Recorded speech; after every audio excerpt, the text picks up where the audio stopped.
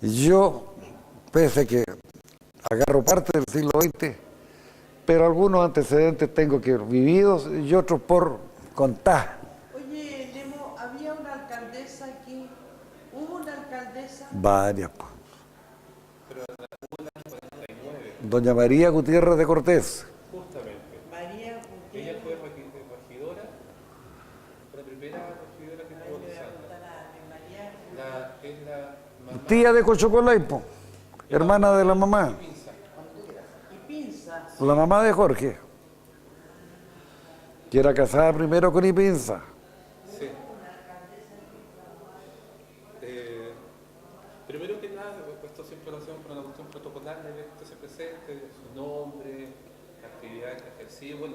Bueno, aquí en Los Ángeles, oye, no hay para qué presentarme porque todavía soy relativamente conocido.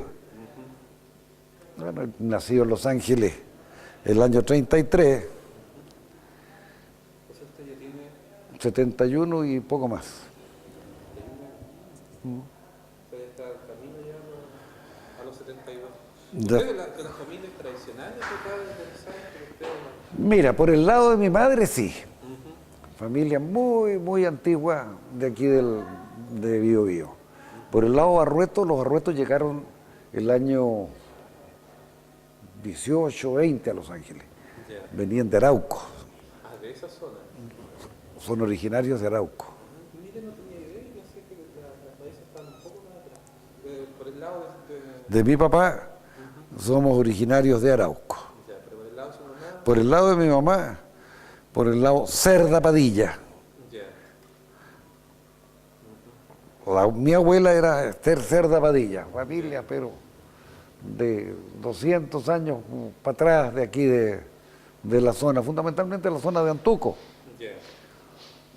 Doña Carmela Padilla de Río. Hola, muy buenas tardes. Prima hermana de mi mamá, es decir, de mi abuela. O sea, ahí Mariano Ruiquí de Jara, es Jara Padilla la mamá. ya. Viene de ahí. Sí, sí, sí. Sí, porque con don Mario Bello, Con el tío Mario, los senadores son parientes. con el tío Mario, bueno, yo de toda la vida, la tía Carmela, y que vivíamos relativamente cerca, tuve una visión permanente de ella, no así fugaz, pese a la brecha generacional, teníamos un contacto muy, muy cercano. Y a propósito de su abuela, ¿qué le contaba sus padres de cómo era, o particularmente su madre, cómo era Los Ángeles hace 100 años? ¿Cómo era esta ciudad? ¿Cómo se les hacía? Esta ciudad, hijo, antes del canal del Laja, era un pueblo de mierda. Ustedes suprimirán eso después. Oye, un yumbel rodeado de arena que no tenía ni siquiera santo. Entonces, era una cosa horrorosa. Muy pocas posibilidades de surgimiento. Una escasez absoluta de profesionales. Los profesionales de aquel entonces, los médicos, no pasaban de 4 o 5, el doctor Río entre ellos, un doctor Cosio, un doctor Márquez. Bueno, abogados, tú los contabas también, te sobraban dedos en una mano para ver los abogados que habían. Enseguida, bueno, dentistas, mínimo. Aquí cualquier enfermedad había que salir a Concepción, aquí no habían especialidades de ningún tipo. Y como te digo, esta ciudad empieza a desarrollarse recién después que empieza el riego. Justamente el riego partió el año 25, si la memoria no me falla, por lo que, 18. el año 18. El 18 empieza. Y ya viene a estar definitivamente, llamemos en riego en la zona, a mediados del 30. Ya. A mediados del 30. Y como te digo, ahí viene el desarrollo. Hasta ese momento ustedes pueden ver en las estadísticas de habitantes de Los Ángeles. Los Ángeles estuvo chantado en 14, 15 mil habitantes, estuvo como 100 años ahí, pues. Y ni para atrás ni para adelante. Y ahí viene, por sostenida empieza a subir hasta llegar a lo que somos hoy. El riego trajo la cooperativa lechera, el riego trajo la llanza, las forestales en aquel entonces, que pese a que no necesitaban riego, pero era un cultivo desconocido, las plantaciones de pino. Alguien plantaba pino porque sí, pero no lo hacían como negocio. Entonces, ese rubro de aporte económico tampoco existía. O sea, el riego fue fundamental, Mira, mira, chiquillo, esto y lo que te digo es absolutamente cierto. Cuando se estaba construyendo el canal del Laja, el Matriz, por allá por el año 14, 15, esta provincia tenía que traer fardos desde Rancagua para alimentar los bueyes que estaban trabajando, porque no había maquinaria motorizada en ese entonces, a puro buey. Traían los fardos desde Rancagua, porque Biobío no daba para tener un fardo de pasto, para alimentar los bueyes que ahí trabajaban.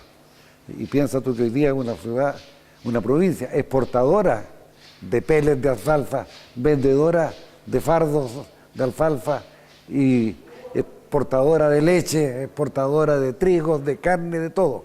Antes esto no existía. ¿Y qué se producía antes de que hubiera riego? Un poquito de lenteja, un poquito de trigo centeno. ¿De trigo por ahí también? Porotos no existían, salvo en alguna huertecita que regaban a balde. Sí. Esa era nuestra realidad. Entonces te digo, el canal del Laja es el autor del progreso de Biobío. Entonces, sí, eso... Sin ninguna duda. Sí, por lo que yo he visto justamente fue esto lo que marcó toda la dinámica comercial que se generó después. Y posteriormente la visión de algunos buenos gobiernos que siguieron haciendo canales. Y vino el canal Biobío Sur, y vino el canal Biobío Norte, y vino el canal Duque Cocuel. Y eso entonces complementó en que hoy día pasamos a ser una de las provincias más regadas que tiene el país. Porque ha sido sumamente importante. El riego fue clave. ¿Qué referencia usted tiene de don Francisco Río Seco? Tengo entendido que él fue el motor de todo este... Don Francisco Río Seco fue, desde luego, el primer presidente de la asociación y fue el autor no intelectual. Intelectualmente ya habían habido algunos esbozos antes de la construcción de este canal de parte de un hombre que ustedes lo van a conocer porque lo han oído, don Virginio Gómez. Sí, escuchaba hablar de él. Un hombre preclaro. Bueno, él habló de estas posibilidades. Don Mariano Palacio. Don Mariano Palacio venía siendo el abuelo de don Manuel Río Seco Vázquez. ¿Lo alcanzaste a conocer a don Manuel tú? Sí, lo alcancé a conocer. Ya. Este abuelo de don Manuel era don Mariano Palacio. Ese es otro de los que estamos hablando del siglo XIX. En el 1800 y tanto, ya empezó a visualizar la posibilidad de aprovechar estas aguas que se perdían al mar para regar esta provincia que no tenía fuentes de trabajo ni producción de ningún tipo. Ahora, esto, por lo que tengo entendido, lo que es la construcción, esto se hizo vía préstamos, esto no fue la intervención del Estado. Fue intervención justamente del Estado. Es de las primeras obras de riego en Chile, el canal del Maipo, que se hizo con aportes del Estado. Aportes del Estado que se pagaron en 30 o 40 años, que finalmente yo alcancé a conocer los recibos de cobro de la cuota de riego que llegaban junto con las contribuciones. Llegó un momento en que como no había reajuste en estos valores, salía más caro el recibo que la cuota que estaban cobrando y lo suprimieron. En realidad esa me tocó vivirla. De esto que te estoy contando soy testigo ocular y presencial. Ahora, bueno, usted fue presidente de la Asociación de Canelistas. Fui varios años, estuve ahí. Estuve en el año 71, En la época del compañero. Sí. Ahí partí, cuando los potros estaban muy chúcaros. O sea, que corcoviano. Oiga, pero de esos tiempos cuando usted ya era niño, ¿cómo era aquí la ciudad? ¿Cómo era el edificio? Ahora uno ve la ciudad se ha expandido hacia todos lados, en todas direcciones, uno ve población. Mira, eran unas 5 calles inmensas de larga. Inmensas de larga. Pero angostitas. Sí, la calle Ercilla, esa deslitada con fundos que eran de parientes míos. Bueno, la colonia Humán, donde vive hoy día, ubicas tú al gerente de la Cámara de Comercio,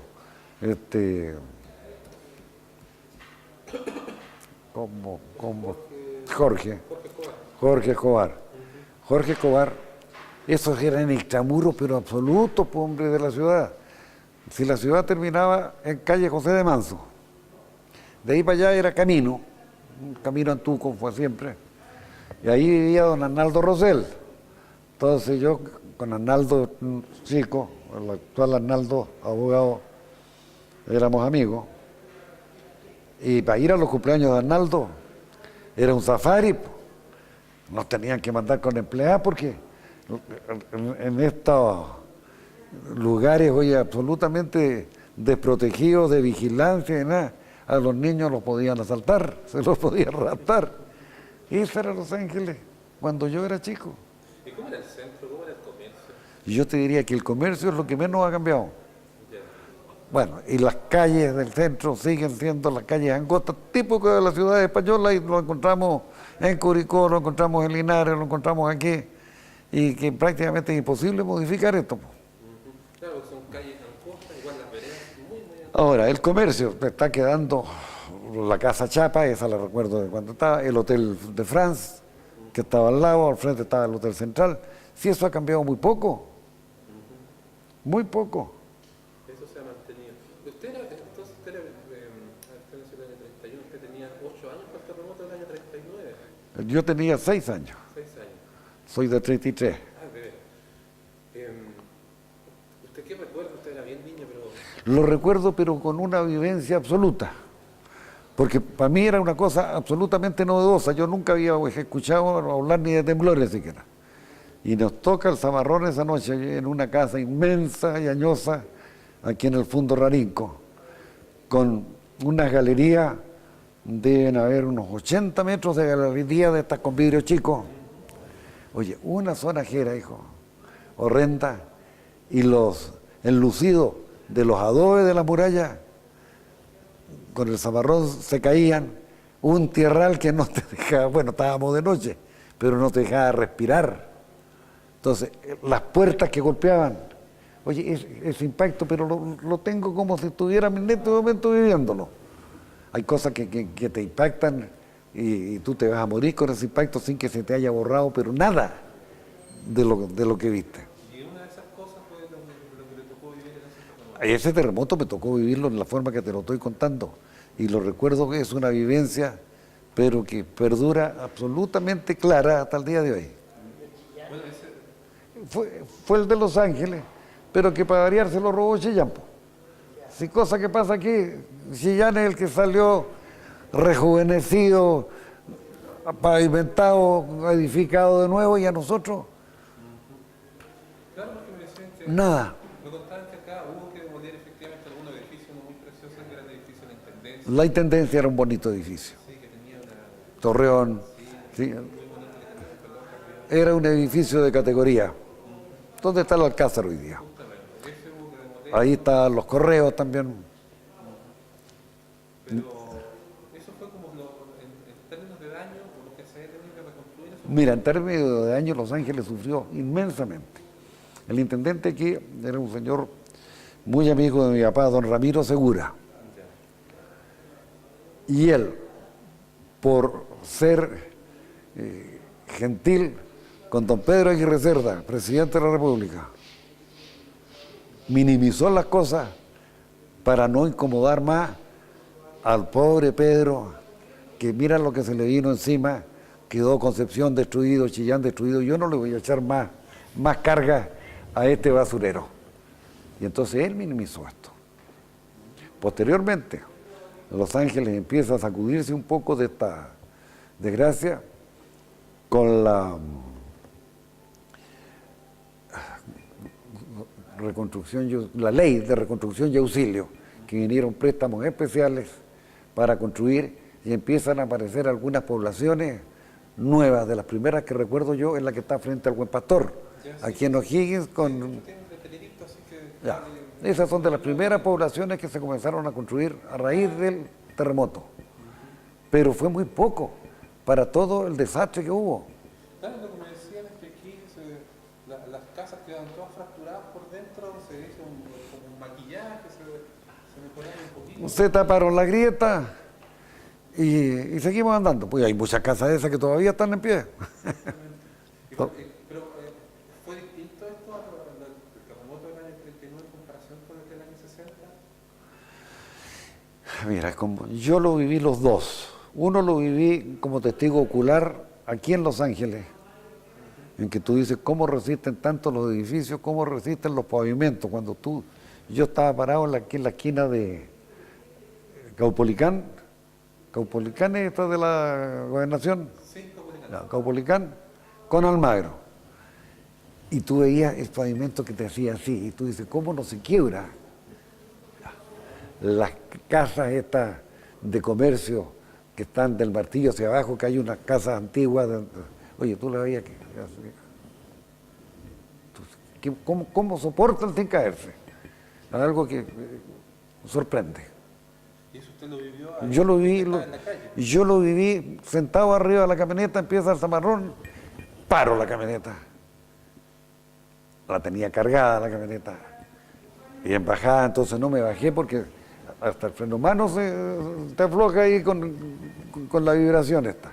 Así que esto lo viví así.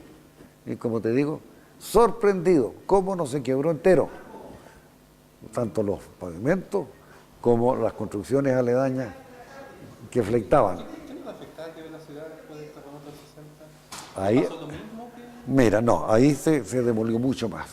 Ahí hubo manos un poco más duras, tal vez por la misma experiencia que había habido en el 39, hubo mano más dura y la Dirección de Obras Municipales empezó a poner letreros con orden de demoler a una infinidad de edificios.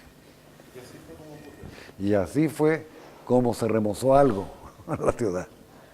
Pero entonces se puede decir que quedan bastantes construcciones que están de esas épocas. Que han acumulado como 5 terremotos en el cuerpo.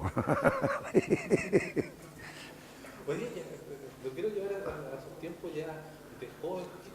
¿Qué es lo que hacían los jóvenes en ese entonces? Yo estaba hablando de que eso suyo para los 40. Mira, los años 40 todavía no daba para joven, era para niños nomás. No. Había un grupo de compañeros, yo estudiaba en el Liceo de Hombres, que eran muy aficionados al fútbol.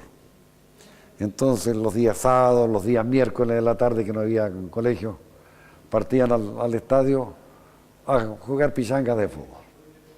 Yo, toda la vida, salía del colegio, no tenía clase, me iba con mi papá al campo. Para mí mi mundo era el campo, andar a caballo, iba a andar cazando conejos en estos cerros de Raninco. Vamos cazando conejos y liebres, me lo pasaba en esto. Posteriormente ya empecé a saltar a caballo, a hacer equitación. Y tuve bastante éxito, te digo, siendo niño, muchacho, 13 años, 14 años, compitiendo con gente de bastante categoría, entre los equitadores que venían, entre otros, venía a saltar Jorge Lavandero, que está tan de moda ahora. Era gran equitador de Temuco. Sí, así sabía. Bueno, el Húsares de Angol. Siempre para las exposiciones de la Socavío, en noviembre que se hacían, había un concurso hípico grande.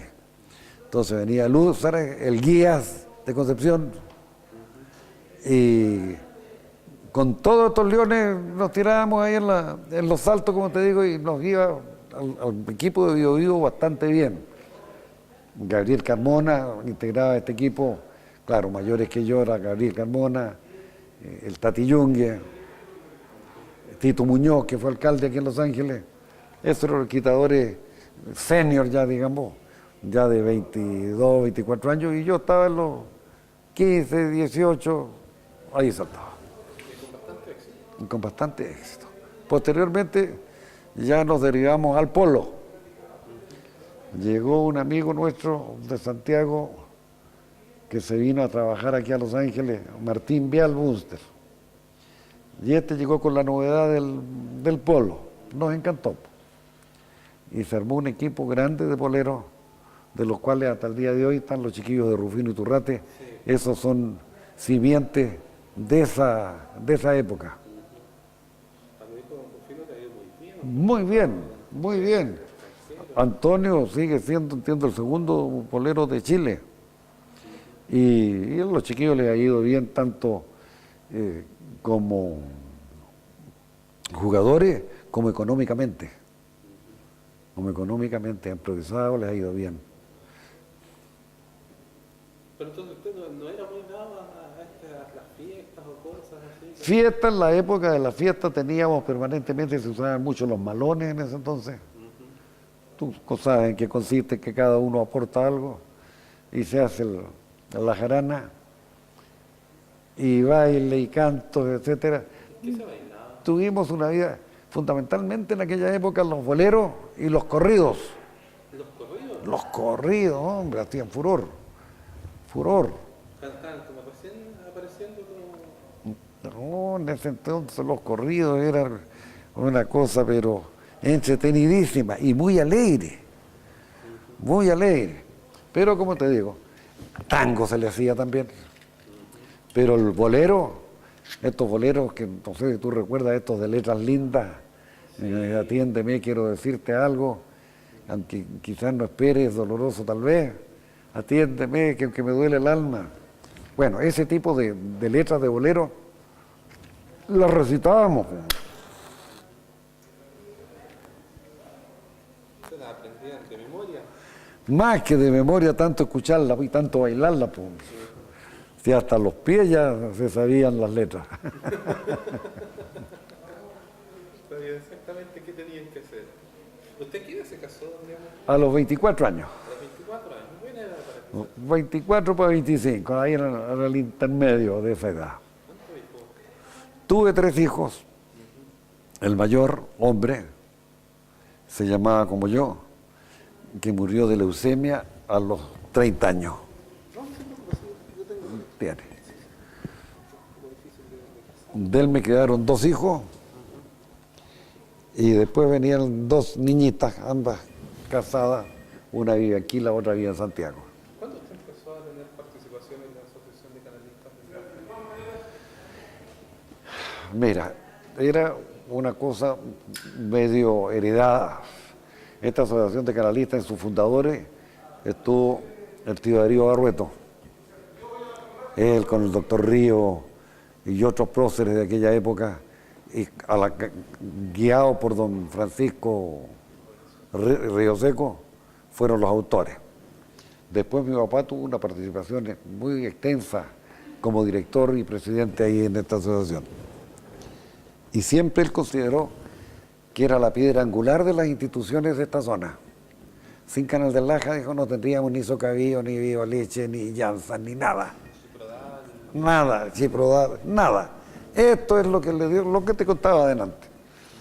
Entonces, a la muerte de mi papá, me eligieron a mí, que ya no era tan jovencito, yo debo haber tenido como 30 años.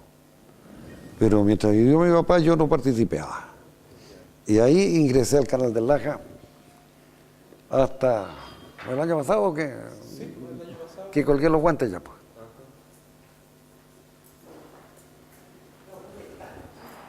Hola, pichaquita. A propósito de agua, aquí en la ciudad, por las fotografías que lograba conseguir, recuerdo ese entonces, hubo inundaciones bien grandes por acá. Permanentes. Y permanentes. Y permanentes. Y esto se debió fundamentalmente al terremoto del 39, que cayeron murallas de edificios prácticamente completos al caudal, al cauce del río. Y mientras no se sacaron esos tacos que había de ladrillo y cemento, crecía un poquito el río y se rebalsaba en Villa Grande. Y por Villagrán corría entonces por Rengo, por Colo Colo, se desparramaba el agua y inundaba, pero en forma feroz. ¿Ah? ¡Buf! Las tiendas se mojaban más arriba de los mesones, po. No era que les entrara el agua al piso, más arriba de los mesones. Y esto, como te digo, se vino a solucionar recién, hace algunos años atrás, en que se tomaron ya las providencias y hubo la plata para meter maquinaria pesada y sacar desde el cauce todos estos escollos que había para el escurrimiento del agua.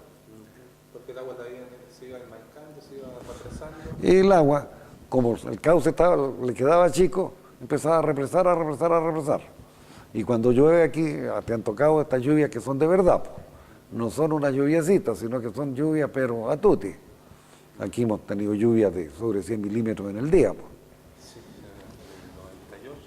98, Entonces, cuando te viene ese tipo de lluvia, si no tienes un cauce absolutamente despejado para que el agua escurra, es algo horroroso. ¿Usted se acuerda de una que haya sido como la más grande? No te podría precisar qué año fue la más grande, porque los años los tengo ahorrados. Pero para nosotros era una fiesta. Primero, porque estando inundado el pueblo, no teníamos clase. Esa era la primera parte de esta cueca. Y enseguida, que de alguna manera conseguíamos bote para salir en bote con amigos de la edad a recorrer entonces toda esta Venecia chilena, angelina, que estaba hasta los alamitos de agua.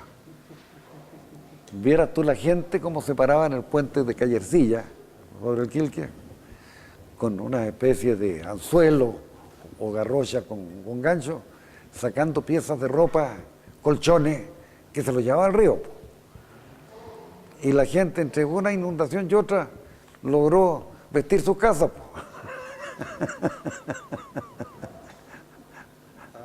Previo proceso de secado, lógicamente. Oye, pero así la gente amontonada y peleándose el hueco para poder sacar cosas. Mire, eso no lo conocía, no sabía que se tenía esa práctica.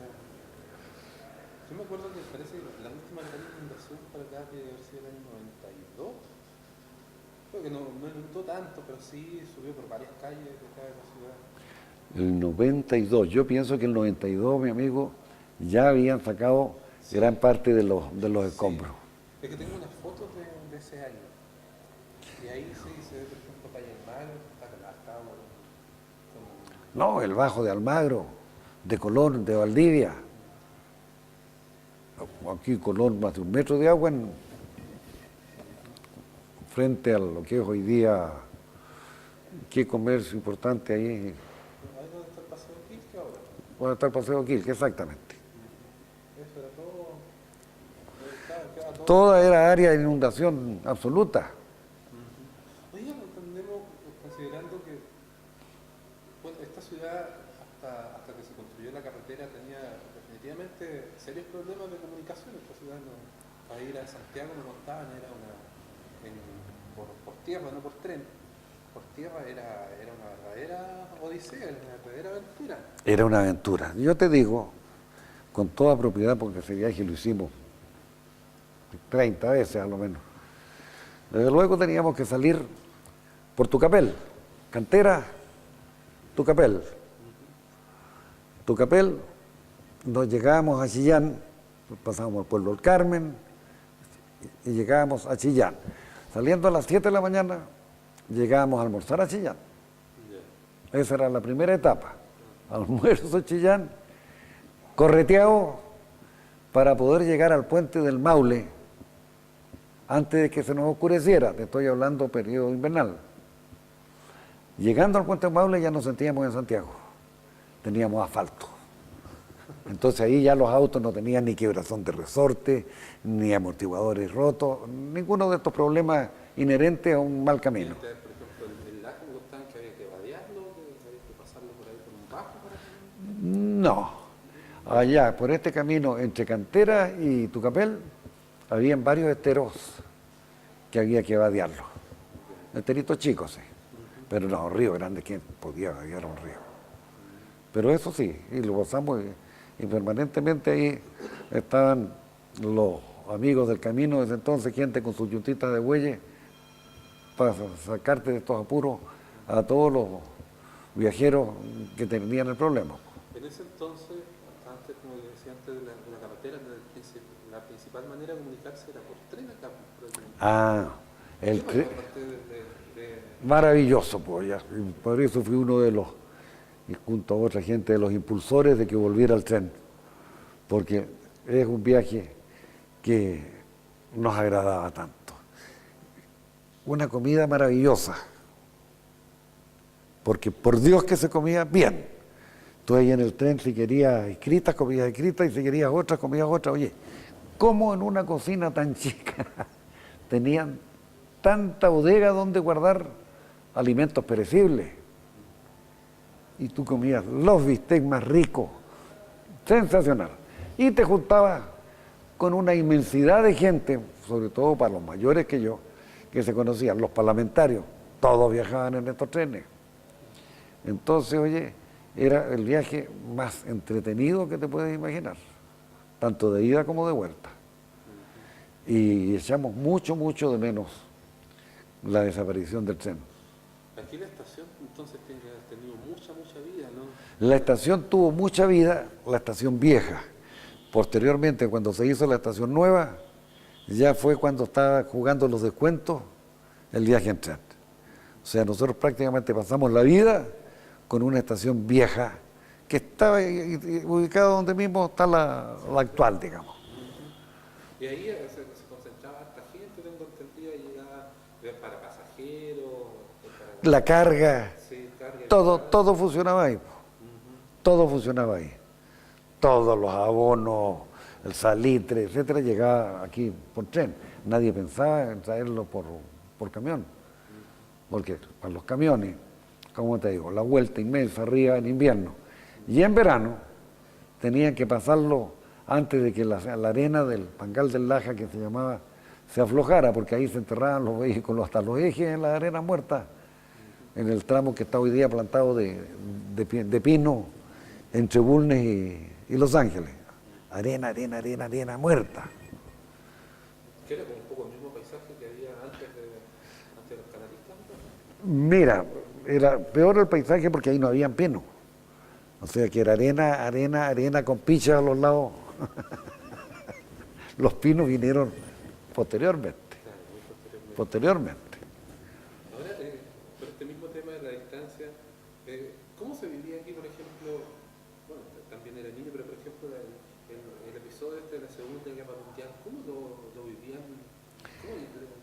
Mira, ya estaban las radios funcionando. Entonces, por intermedio de la radio, pese a la dificultad que había para escuchar, por la antigüedad de la radio, por la antigüedad seguramente de los sistemas comunicacionales, no era una audición muy clara, pero llegaba la hora de las noticias y mi papá se pegaba a las noticias a saber qué es lo que pasaba ese día o había pasado con la guerra. Entonces estuvimos absoluta y totalmente al día. El Mercurio, que era el diario que llegaba, y el Sur de Concepción llegaba aquí como a las 11:30 de la mañana, y el Mercurio llegaba al día siguiente. Entonces lo que habías escuchado en la noche en la radio, tú lo confrontabas con las noticias que te traía el diario. Así que, como te digo, no hubo ninguna falta de comunicación para estar al día en todo el proceso de Segunda Guerra Mundial. Pero siempre estuvieron bien informados de lo que pasaba, Las personas que tenían interés lo sabían. Lo sabían. Ahora lo quería llevar a un episodio un poco más paciente, que es consecuencia un poco de lo que hablábamos al principio, de lo que fue la creación, de puesta en marcha del canal, de la Asociación de Canalistas del Laja, que fue la llegada de la Alianza, o la instalación de la Alianza, más bien dicho, en Los Ángeles en el año 54. ¿Cómo recuerdas que ¿Cómo se dio este proceso? Mira, Esta fue la primera planta que hubo en Chile. Absolutamente claro lo tengo. Porque familiares, amigos de mi papá eran directivos de la Sociedad Agrícola de Biobío. El intendente en ese entonces era don René Petersen. Y en el gobierno de don Gabriel González Videla se echaron las bases de instalar esta primera planta azucarera nacional, no porque los rendimientos en las pruebas que se habían hecho fueran los mejores, pero sí era una provincia que carecía absolutamente de cultivos. Estábamos atenidos exclusivamente al pastito ya, a la leche, al porotito, con mercados siempre inciertos. Entonces, al país estaba gastando ingentes cantidades de plata en las importaciones de azúcar. Entonces se hicieron ensayos a lo largo de toda la zona central y determinaron que, no siendo la mejor provincia para hacer una planta azucarera, era la que más necesitaba como una manera de crear fuentes de trabajo y prosperidad a una zona que estaba todavía, pese al riego, todavía le quedaba mucho que hacer para salir de la depresión en que había estado tantos años. Y así se construyó la Llanza. Y recuerdo que cuando vino el general Ibáñez, le tocó a él inaugurar esta planta. Y en su discurso dijo: yo no me he visto con plumajes ajenos. Esta planta es obra de los gobiernos radicales, que a mí solo me toca inaugurarla. Así fue. Haya reconocido que esto fue tal cual lo manifestó, como te digo, cosa que hoy día nadie lo hace, porque cosas que se hicieron hace 100 años, hay políticos que se la adjudican como obra de ellos. ¿Y fue tan importante la Llanza? Importantísima, importantísima, desde luego. Te enseñó, hijo, nuevas técnicas de cultivo en cuanto a abonaduras grandes. Antes todo el mundo aquí, el trigo ya lo sembraba, y decía, con abono. Le ponían 3 saquitos de fosfato melón y sería todo. Y llega la Llanza con 1000 kilos de abono y fertilizantes por hectárea, pues. Entonces eso te empieza a mejorar en forma violenta el rendimiento de los suelos y, por consecuencia, los cultivos que tú ponías después de la remolacha se te daban, ya fueran empastadas, ya fuera trigo, se te daban inmensamente mejor. Así que ese es un gran mérito de Llanza. Además del impacto en el empleo, lo que significó... Impacto en el empleo, piensa tú que no habían las máquinas que hay ahora, en que hoy día tú plantas la remolacha más o menos a esta distancia al tiro. Antes era un chorro corrido de semilla, después había que venir con obreros a mano, separando y dejando a esta distancia una mata de la otra. Entonces era una demanda de obra de mano terrible. 1 hectárea de remolacha en esos años te consumía más o menos 100 jornadas hombre por hectárea. Hoy día esto tú lo haces a lo mejor con 4 o 5 jornadas de un tractorista con su equipo, porque todo es hecho con maquinaria, todo. Ahora es así. Además los rendimientos han cambiado. Y los rendimientos, en aquel entonces, un buen rendimiento eran 28 toneladas, 30 toneladas por hectárea. Hoy día tú con eso pierdes hasta el modo de andar. Sí, porque ahora, a ver, en la última temporada fueron, ¿cuántos? 76 parece, el rendimiento promedio. Promedio. Y acá, en algunos campos aquí en Los Ángeles incluso... Hay pasado de 100. Sí, Sí. en el campo de Don Bolívar... Ya no es una locura pensar en 100 toneladas. Sí, no, y fue bien importante por lo que yo decía, la cantidad de gente que se empleaba. La cantidad de gente importantísima. El forraje que te daba la hoja, la coseta que se regalaba. Ubica la coseta, esa se regalaba a los agricultores en proporción a los kilos de remolacha entregada, te devolvían tanta coseta que tú la mandabas a retirar. Y todo eso incrementó el abastecimiento de comida para los animales. Y eso con un consecuente mejoramiento de la calidad del ganado. Mejorando ganado y, como te digo, la mejoría de los suelos. La mejoría de los suelos fue sustancial. Eso que la superficie de plantada de remolacha, hasta donde tengo entendido, no fue tan significativa. Pero aquí en Los Ángeles mismo, la provincia de Biobío, plantaba entre 8 y 9 mil hectáreas. Eso lo decía considerando que los canales de regadío, sumando todos los canales que han habido, son como más de 100.000 hectáreas, si no me equivoco. Sí, más de 100 mil hectáreas. Pero no todos los suelos se prestan para el cultivo de remolacha. Los suelos apretados, los suelos rojos, no te sirven para remolacha. Tú vas a poder sembrarla, pero no tienes rendimientos que te justifiquen en la inversión. Así que por eso la cantidad de hectáreas, tú dices, pucha, con 100.000 hectáreas podrían haber plantado 20.000 de remolacha. Primero, la planta no tenía capacidad. Siempre a esta planta le llegó remolacha, además de la zona de Cautín, que venía para acá. Y, como te digo, que los suelos no eran aptos todos para sembrar remolacha. Ahora bien, quería hacer, llevarlo, bueno, de algo vieja, el caballo por jodeada fuerte, los años 60, los años 70. ¿Cómo los vivió usted? ¿Cómo se vivió aquí en esta ciudad esa época? Porque estamos hablando de la años 70. Esta es una de las provincias que le hizo más pelea a la reforma agraria. Sí, eso fue. Que le hizo más pelea a la reforma agraria. Y creo que fue de las provincias que, pese a todo el horroroso daño que hizo esta reforma agraria al país, obra y consecuencia de la odiosidad demócrata cristiana, porque ellos fueron los autores avalados y apuntalados por atrás por los comunistas que siempre han estado en esa postura.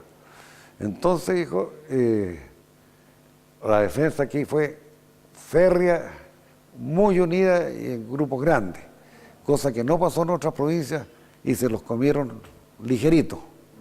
Aquí demoraron en comernos. Pero igual. No, es igual el daño.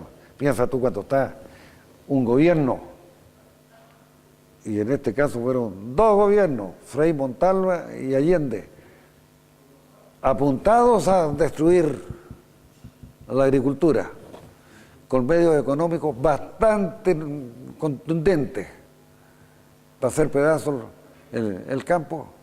Entonces, lograron parte de su objetivo, no todo el que pretendían, por la defensa que hubo de los agricultores. ¿Cómo se manifestó esta defensa?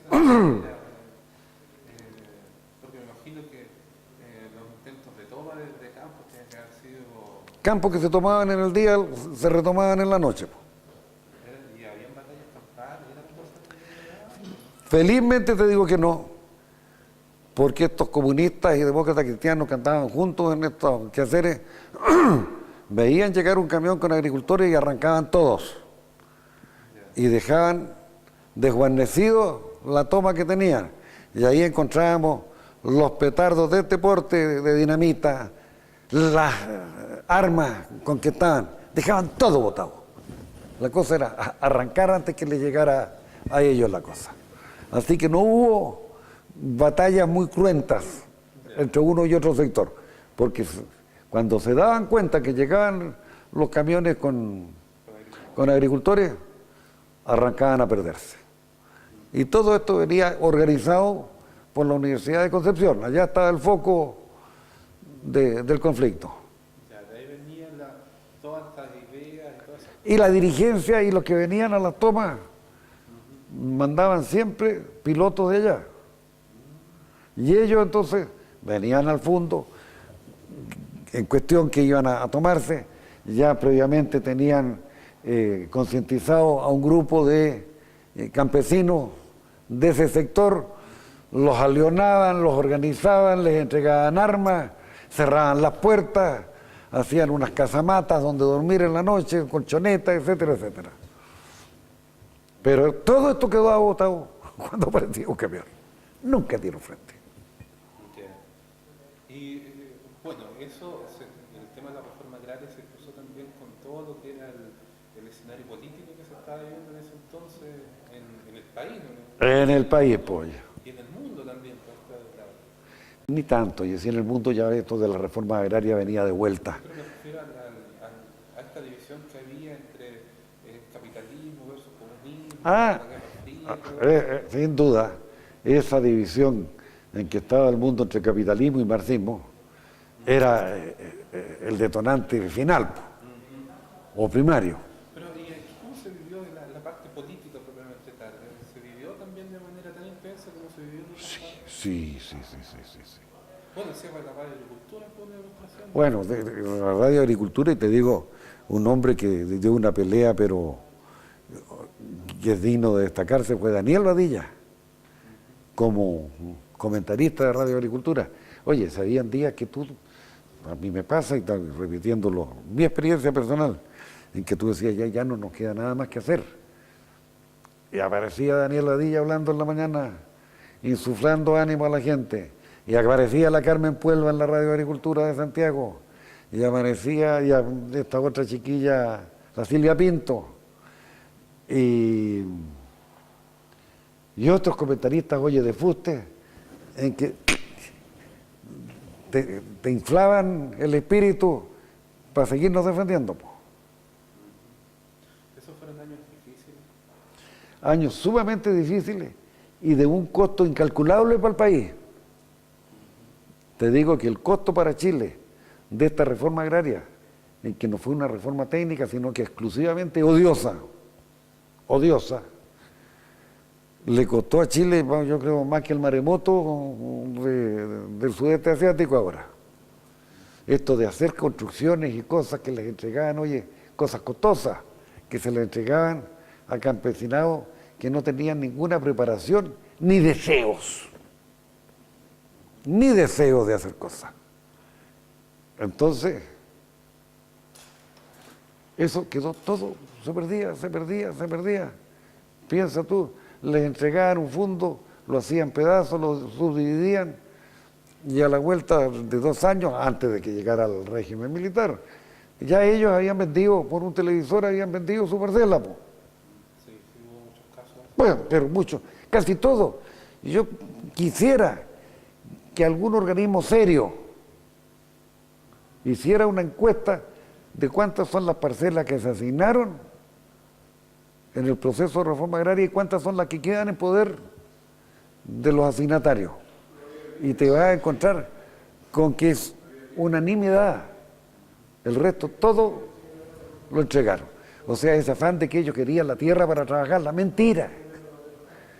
Normalmente gente que por poca capacidad, que por poca preparación, por flojera, no entendían nada más que de consignas políticas, esas y les gustaban mucho. Pero de afán de trabajo, no. Es gente que tiene que tener a alguien que lo esté guiando. Y particularmente, bueno, todo este conjunto de situaciones que pasaron en ese tiempo desembocó lo que ocurrió el 11 de septiembre. ¿Cómo recuerda usted esa época? Bueno, todo lo que estamos hablando fue el periodo pre-11, que por Dios que se nos hizo largo. Y el día propiamente tal, ¿qué recuerda usted? Yo partí esa mañana a las 7, ya estábamos en pie, cuando empezamos a sentir música militar en Radio Agricultura. Todos esperábamos que viniera un pronunciamiento militar. Este país no tenía ninguna otra salida, pero nadie sabía cuándo y si allí iba a haber decisión. Porque recuérdate tú que el propio comandante en jefe del ejército, que era el general Pinochet, él no fue el de la iniciativa, fue Merino. Fue Merino, que nadie lo reconoce. Y todo el mundo pone los ojos blancos cuando hablan del capitán general que hizo esto. No, el capitán general se subió a un tren que ya iba pegando. No fue él. Muchos oficiales de alta graduación del ejército estaban en esa postura, sí, pero el comandante jefe no se decidía. ¿Y qué pasó acá en la ciudad ese día? Ese día no pasó nada porque nos apañaron a todos, pues. No dejaban ni andar por la calle. Y es lógico, para evitar enfrentamientos y tipos de situaciones incontrolables. Lisa y llanamente, señor, usted pedía salvoconducto, ¿qué anda haciendo? No, para la casa, toque de queda a las 6 de la tarde, ya no sale nada media más. Así que nuestras celebraciones fueron en nuestras casas y bastante pobres en cuanto a amistades, porque como nadie podía ir. Así que se celebró en el grupo familiar nomás. Y todos pegados a la radio. Saber qué estaba pasando, qué había pasado, qué había pasado. Ya, absolutamente al día. Y hoy día, que tantos niegan que esto fue una monstruosidad del ejército, eso. El ejército hizo lo que tendría que haber hecho un año antes para haber destruido menos este país. Este país quedó liquidado con el paso del señor Allende por el gobierno. El peor gobierno de que recuerdo yo, cuando no había dónde comprar nada, aunque hubiese plata para comprar, no había qué comprar porque el país estaba absolutamente desabastecido. Estas son realidades que hoy día las minimizan, las niegan y las esconden, porque hay muchos de los terroristas de ese entonces que hoy día forman parte del gobierno. Y hay parlamentarios terroristas, de los que fueron terroristas en su época. Entonces todos tratan de acallar y que no se sepa la verdad. La verdad se va a imponer. Los cabros que chicos a veces creen y de repente andan todos compungidos, que tata, me dicen los nietos, pero ¿por qué hicieron esto? Porque tú no viviste en la época que nos tocó vivir a nosotros. Esa época fue horrorosa y lamentablemente de eso quedan muchos. Yo siempre lo he dicho, mi amigo, a este país los 3.000 o 5.000 muertos o ajusticiados de que se habla fue una cosa ínfima y por eso el país ha seguido con problemas. Los carajos que andaban sueltos en la calle, terroristas, ladrones, asesinos, eran más de 100.000. Y no solo nacionales, sino que también extranjeros. Yo, gobierno militar, los liquido a todos. Fueron tiempos bien. Fueron. ¿Y lo que pasó después, los años siguientes, ahí ya la cosa se estuvo ya normalizando? Bueno, los años, a medida que avanzó el tiempo, la gente, en un comienzo, el 80% de los chilenos, 100% de acuerdo con el pronunciamiento militar, porque no digan que fueron los milicos a la fuerza, no, señor. 100%, como tengo un 80% de la ciudadanía, como nosotros y como los que andan en la calle, todos estábamos de acuerdo en que esto había sido indispensable hacerlo. Y posteriormente la gente se fue acostumbrando a acostarse temprano y ya no había ni mucho rezongo ni reclamo por ese tipo de circunstancias desagradables. Pero como te digo, que fue indispensable y que si de nuevo Chile volviera a caer en las manos de estos canallas, las Fuerzas Armadas tendrían que actuar antes. No esperar que el país se destruyera absolutamente como pasó en la vez anterior. Acuérdate cuando las Fuerzas Armadas tomaron el gobierno, aquí en Chile no había qué comer para nada. Toda su capacidad de producción se había destruido, tanto en la industria, en la agricultura, el comercio, se lo habían tomado, se lo habían saqueado. Pero hablan de que esa era democracia, po. Y tú querías ir de aquí al Bolsón y te encontrabas con que habían, en 3 calles, te las tenían con barreras y con tacos y que no podías salir. Esa era la libertad de que hablan estos señores. Piensa tú salir de Santiago a tomar un avión. Tú sabías cuando salías de tu casa y de repente después de dar vueltas 5 horas volvías a tu casa porque no habías podido pasar por las barricadas que te tenían en ese gobierno tan democrático, porque esa era la democracia y todavía se llenan la boca con esta democracia. Le cambio un poquito el tema. Vamos a ir a algo que usted ya ha comentado aquí en esta conversación, que fue el tema de la irrupción de la actividad forestal en Los Ángeles. Porque, por lo que yo he podido ver, tan importante como fue en su época la construcción del canal de la Asociación de Canalistas, también la llegada del negocio de la actividad forestal acá fue, y es.